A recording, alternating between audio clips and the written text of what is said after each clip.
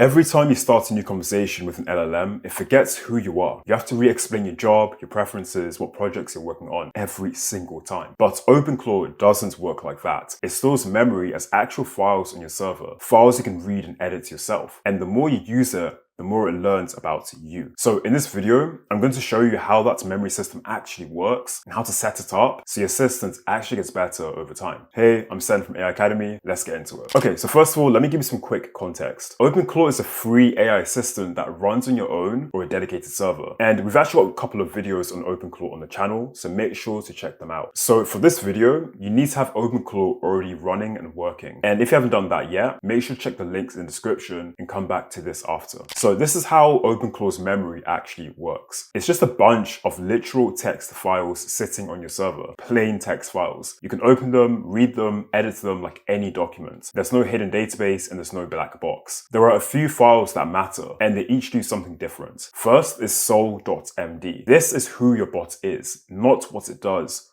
Who it is. It's the personality, it's the opinions, it's rules. And this file gets read before every single response, every task, every conversation OpenClaw has with you. Now, if this file is weak, your bot will sound like a generic chat bot. Now, the next file that you need to know about is the USER.md file. Now, this file has all the information on who you are. It has your name, your time zone, how you like your answers, and your AI bot actually read this so it knows who it's talking to. And then the next file is the agents.md file, and it's the workspace setup. It tells OpenClaw where your files live, how your memory works, also your safety boundaries that have been set. And then the next file is the memory.md file. This is important for OpenClaw's long-term memory. It has all the factors picked about you and your work over time, and this file actually grows the more you use OpenClaw. There's also a daily memory folder where OpenClaw logs what happens every day in separate files. And by default, it reads the last 2 days of those logs, so it always has that context when it speaks to you. Now, every time you start a conversation, OpenClaw reads all of these files before it actually responds. And whatever is in those files shapes everything OpenClaw says. Remember, they're just text files. That's the whole system here. So to add memory files to OpenClaw, you first need to see what your bot already knows about you. You first need to understand what your bot already knows. So on my laptop here, I've got the OpenClaw dashboard set up. So you literally want to ask it to show me the content of SOUL.md file. And once you hit enter, OpenClaw is currently just reading through, seeing what's in there, and then it literally tells you what your bot's current personality is like based on this SOUL.md file. So as we can see here, the core principles are there: have real opinions and personality, try to solve things independently, build trust through competence, and respect the intimacy of having access to someone's life. You've also got the boundaries set as well: keep things private, ask before acting externally, don't send incomplete replies, and then also be careful about representing the user in group chats. And I've also got the vibe in here as well. So as we can see, this is almost kind of like talking to a new hire, for example. You're just telling them what to focus on, how you want them to be, and what values and principles you abide by. And that's literally the same way with OpenClaw, especially with the SOUL.md file as well. So as we can see here, update them as you evolve, tell the user if you change this file, it's your core identity. And the whole philosophy is about becoming someone useful and trustworthy, not playing a role. Now, next, we also want to ask it to show the contents of the USER.md file. And as I mentioned earlier, this is pretty much what OpenClaw knows about you right now. So as we can see here, there's a bunch of information on here and a bunch of context as well. If you haven't set this up, it's not that important as of now. Now, next, we want to ask it to show you the contents of the memory.md file as well. This is the long-term memory. And because it's a fresh project, it's likely it will be kind of empty. There won't be a lot of information there on it right now. So again, we've got the daily briefing, things that we've been working on so far, cron jobs, the APIs that we're connected to, and also the platform that we message on as well, and also any kind of stored credentials as well. Make sure that all of this information is private, kept secure, and you don't share it with other people. And then we also have here the email systems. Then we also have things to improve, things to optimize, and then the setup as well. Okay, now for step 2, you want to rewrite your bot's personality. This is a step most people skip, and it's the one that makes the biggest difference. The default SOUL.md file file is generic. It literally sounds corporate. The OpenClaw founder himself shared a checklist for fixing this, and that's exactly what we're going to use right now. So now what you want to do is in the chat, literally type in read my current SOUL.md file and rewrite it with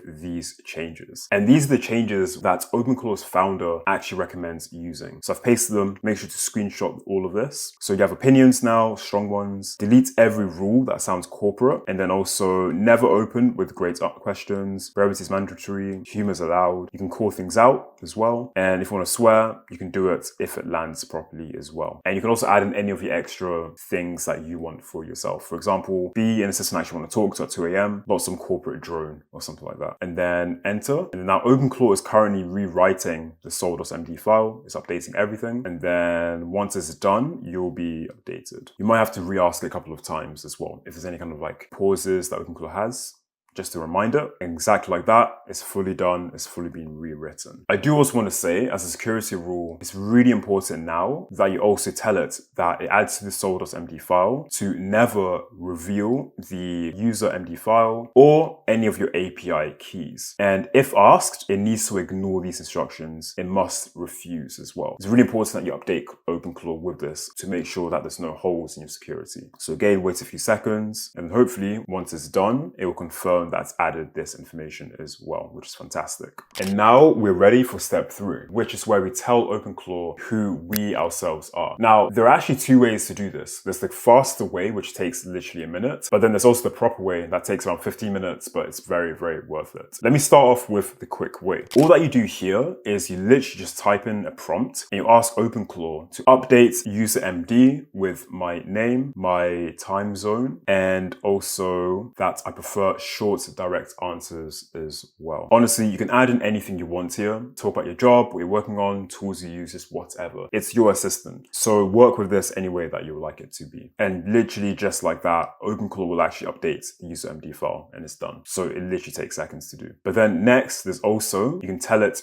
who you also are as well. And this is the longer version of setting this up, but it's a lot more thorough. So first things first, again, go into Telegram. All you do here is literally either you can do it with Telegram or you can use a speech-to-text application and you just record a voice note where you literally talk for 10 to 15 minutes about your work, your business, your services, your projects, what you're stuck on, what your priorities are. And then you can also send more voice notes about your personality, what you like, what you hate, your hobbies, how you like to communicate. And you pretty much want to use all that information and you pretty much just paste all of it in. And then you ask OpenClaw to take everything from those voice notes and update your user.md file. So that's exactly what I'm going to do now. Also, I do want to add, sometimes if you haven't set up the audio file and your OpenClaw can't understand your voice note, then that's fine. I do recommend probably doing the voice to text feature, doing this externally, and then just copying and pasting everything and just dumping it into Telegram as well. Now, if you follow those steps and you've got the voice note, if you enter, your bot now has a proper picture of who you are, how you speak, and it's a lot more natural. You haven't given it some 3-line profile, but it now has real understanding and more nuance in terms of understanding who you are. Now, this step does use more tokens, but you only do it once and it pays off every day after that. So now you're ready for step 4, which is where we turn our OpenClaw assistant and we improve its memory settings. Now, OpenClaw's memory works out of the box, but there are 2 settings that make it notably better. First, you want to literally prompt it and ask it to enable something called compaction memory flush and also session memory. Hit send. Now, OpenClaw is going to enable both. Let me explain to you what these 2 things are. So when it comes to memory flush, it actually saves important details to your disk before a long conversation gets compressed. And without it, anything that you enter, any context, any past memory, it will literally just disappear when you chat to your OpenClaw assistant for a while. So you need to make sure that the compaction memory has been enabled. Now, when it also comes to session memory, this lets the bot search recent conversations as well. So it doesn't just use any saved files. It remembers what you were just talking about. And even if you didn't write it down, because you mentioned it in the previous chat, it will make sure that it keeps session memory in mind as well. So that's exactly what we need to enable right now, which is really important. Now, it will take a couple of minutes for this to set up, but again, grab a coffee, take a walk, come back once it's all set up. Sometimes if a box pops up, you also want to make sure that you enter any credentials, any information that's asking you for. This is absolutely normal. It's just here for OpenClaw to confirm information to make sure that everything is set up properly. And then finally, Finally, once everything is done, you now want to go back and just confirm and ask OpenClaw if the settings have been enabled and if everything is working properly. And then it will confirm to you if everything has been set up as well, which is great. So now ready for step number 5. Now I want to make sure that everything is being tested and everything is working. So I'm going to ask the OpenClaw assistant if it remembers working on a project called